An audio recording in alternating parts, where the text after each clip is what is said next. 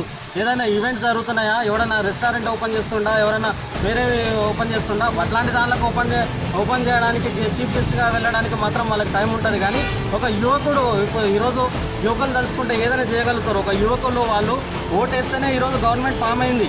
యువకులు లేకుండా ఎక్కడ ఏం జరగదు. యువకులు ఓటేస్తేనే గవర్నమెంట్ ఫామ్ అయినప్పుడు యువకులకు కూడా నువ్వు ఎంతో కొంత సపోర్ట్ చేయాలి.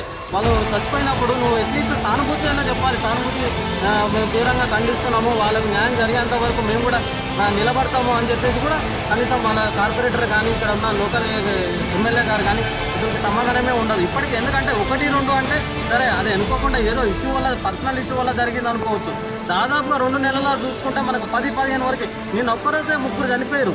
నేను ఒక్కరోజే ఒక అమ్మాయి, 2 అబ్బాయిలు, ఒక మేడ్చల్లో ఒక అబ్బాయి, ఇంకొక అబ్బాయి గట్కేసర్లో. అంటే ఒక్క రోజులో 3 సరిపోతున్నారంటే సో ఏ విధంగా ఎడ్యుకేషన్ సిస్టమ్ ఉంది మన తెలంగాణలో. కంపల్సరీ వీళ్ళు కూడా రెస్పాండ్ అవ్వాలి. వాళ్ళకి కంపల్సరీగా